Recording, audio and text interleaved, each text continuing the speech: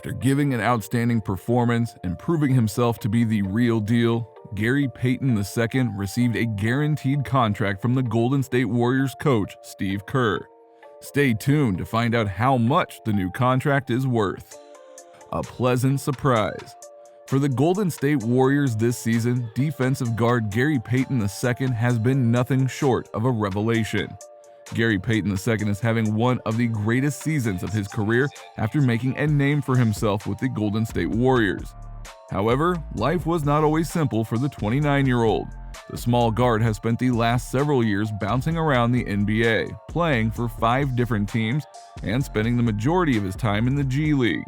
In reality, Payton was on the verge of being unemployed for the 2021-2022 NBA season. Payton was dismissed by the Warriors at the end of the preseason, only to later discover that he had been hired to a partially guaranteed deal to fill their 15th and last roster spot. When he signed the contract, he was not anticipated to play much and was regarded as a guy who would be utilized in garbage time. However, with the squad continuously beset by injuries and safety regulations, GP2 was able to acquire some of that playing time. And wow, was he impressive or what? Unsafe deals. GP2 was never in a position to feel safe. He originally signed on as a partially secured deal with the Warriors in October to fill that final slot on the team, and he exploited his athleticism and ability on both ends to climb into Coach Steve Kerr's excellent rotation. Payton didn't grow too comfortable as his role expanded, including starts in Golden State's past 7 games. Even when January 10 T-Ben to sign players with partially guaranteed contracts for the rest of the season neared, he continued to log quality minutes, winning over fans and the coach. His performances on the court helped him become a fan favorite. In fact, they were pleading for his contract to be guaranteed for the remainder of the year. Warriors coach Steve Kerr made an exception on Thursday, despite the fact that he never really got to talk to his employer. Gary Payton II will almost certainly earn a fully guaranteed contract for the remainder of the season. Team President Bob Myers and CEO Joe Lacob will have to live with the coach making such a pronouncement. "I'm going to make that decision right now. Sorry, Bob," Kerr said before tip-off against the Pelicans in New Orleans. "We're going to guarantee him the rest of the year." Myers and Lacob, as well as the rest of the roster and coaching staff, are all on board. Despite the fact that the NBA's formal salary guarantee deadline isn't until next week on January 10th, there was little doubt they intended to make sure that Payton got what he deserved. At $1.94 million, the partial guarantee of $350,000 becomes completely guaranteed. Payton has performed above the worth of both. Impressive stats. GP2, the son of a Hall of Famer, won the final roster slot following training camp and quickly has risen through Golden State's lineup. The combo guard has started 8 games and has appeared in 36 of the team's 37 games. Payton has a 7.9 point, 3.7 rebound, and 16.9 minute per game average. He shoots 64.1% from the field and is second on the team in 3-point shooting percentages of 41.5%. His club-leading steal rate of 1 per 12.6 minutes is also the best on the squad. GP2 may not have the best counting stats, but his effect on the floor is undeniable. Stephen Curry even dubbed him the world's tallest 6'3" person. In just 16.9 minutes a night, the 29-year-old is averaging 7.9 points and 3.7 assists per game this season. In fact, his plus-minus implies that when he is on the court, the Warriors are a significantly superior team.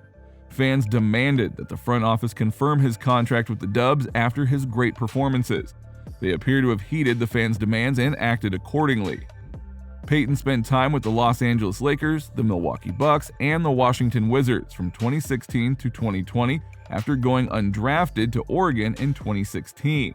He appeared in 10 games for the Warriors last season. Payton has appeared in 108 NBA games in his career, including 37 with Golden State this season, a career best. He shoots 61.4% from the field and 41.5% from three-point range for the Warriors, averaging 7.8 points and 16.8 minutes a game. Kerr is surely won over. Gary is a two-way player according to Kerr, and when a player is that good defensively, the concern in the playoffs is whether they can survive offensively. He went on to explain that Gary is one of the league's top field goal percentage players. he has a propensity for getting to the rim. We've seen it every night, whether it's in transition on the offensive boards or in the dunker position. His three-point shooting has drastically improved. He also referred to Gary as the real thing and stated that he will be in the starting lineup for every major game.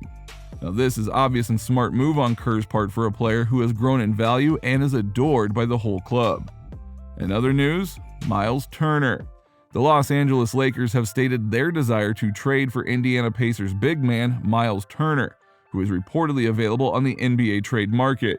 Similarly to the Los Angeles Lakers, the Indiana Pacers season has not gone as planned.